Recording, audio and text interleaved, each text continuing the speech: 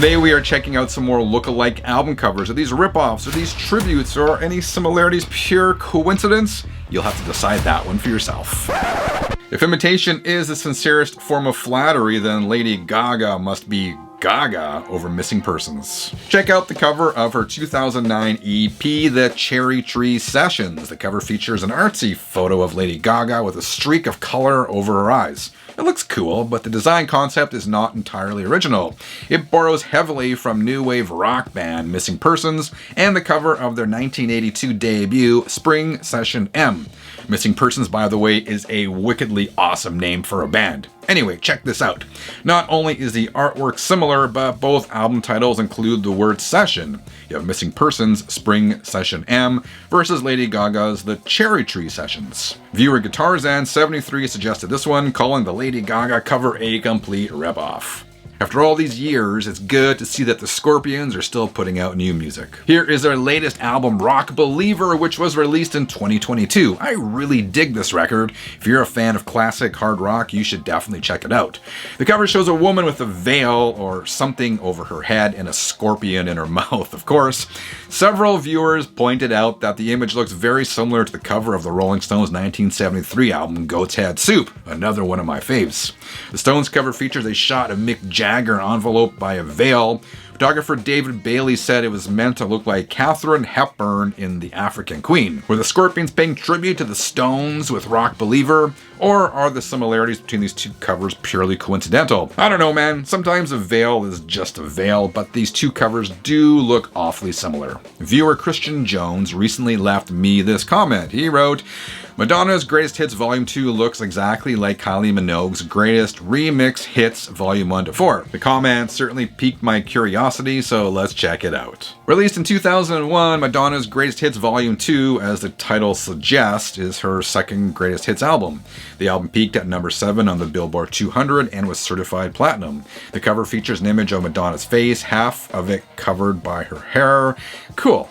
Now here's Kylie Minogue's Greatest Remix Hits Volume 1 to 4. From what I understand, this was a series of remix albums released in 1998, 3 years before the Madonna compilation. I gotta say, the Madonna cover is very close to this one. The pose, the colors, the feel, they're all very similar. So did Madonna rip off Kylie Minogue? What do you think? Let me know. Here's another Madonna one that would have totally slipped under my radar if it wasn't for comments left by several viewers. Check out the cover of the True Blue album released in 1986. Madonna's pose is very similar to Olivia Newton-John's on the cover of her 1981 album, Physical. And, not so coincidentally, both images were shot by photographer Herb Ritz. The two covers are not identical, but you can clearly see Ritz's influence in the way he positioned and photographed the two performers. In the last video I did on Lookalike album covers, I talked about the similarities between Michael Jackson's Thriller and Scott Baio's self-titled album. Both albums were released in 1982, but Scott Baio's came out several months earlier. Some folks believe the Thriller cover was a ripoff. In fact, Scott Baio tweeted about this subject years ago, saying, "Same album cover, mine came out first, his was better music." Mentioning this on the channel recently stirred up a bit of controversy. Many viewers pointed out that the pose on both album covers was very common in the 1970s and 1980s. Esther Drass wrote, "That is a generic male pose. I am sure they did that pose in magazines and other male photos. It's that I am chill look.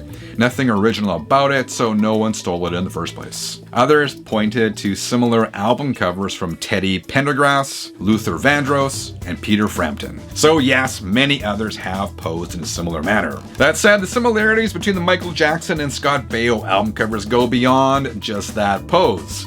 The overall artwork and presentation between the two albums is very similar, including the placement of the text and the fonts used. But what the hell, it's just fun talking about this stuff as well. I will leave a link to that Michael Jackson Scott Baio episode in the description below this video. You should check it out. Released in 1973, Pink Floyd's Dark Side of the Moon explores themes such as conflict, greed, time, death, and mental illness. It also features one of the most iconic album covers of all time. Created by design firm Hipgnosis, the artwork was apparently inspired by a photo found in a physics textbook, which showed a light refracting through a prism. Viewer Blaze Josh left me a comment noting the 1976 jazz album 3 by Bob James featured very similar artwork.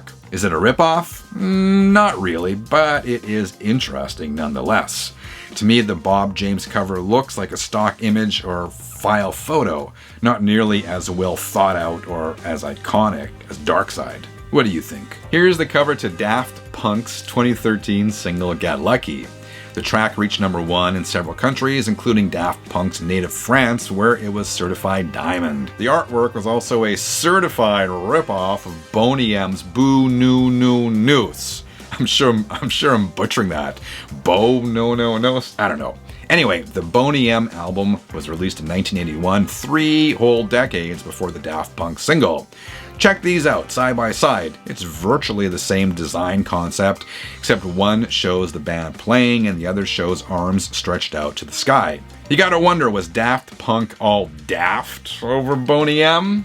Anyway, shout out to viewer S. Gillum for suggesting this one.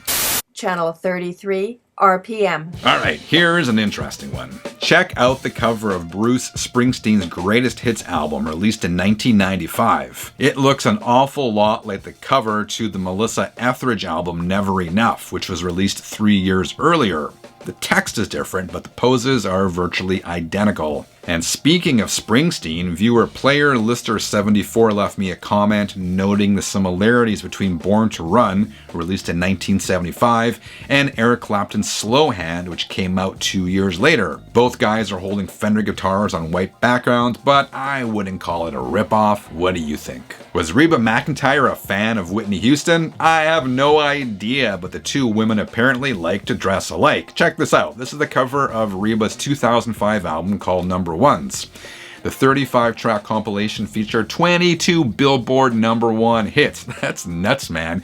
Reba was hugely popular. And here's Whitney Houston's 1987 album, simply called Whitney.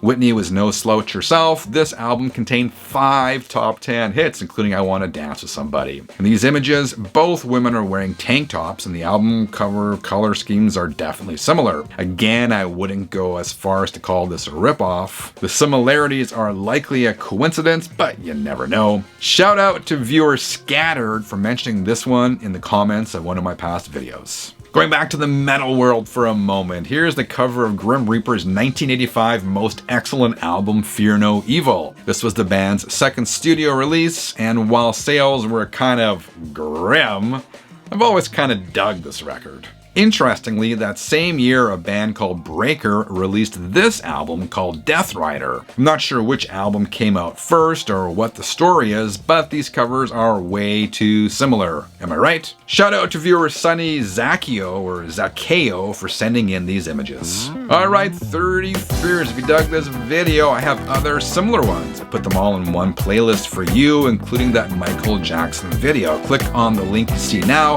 and I will see you there in a moment. Till then, dear 33ers, keep on spinning.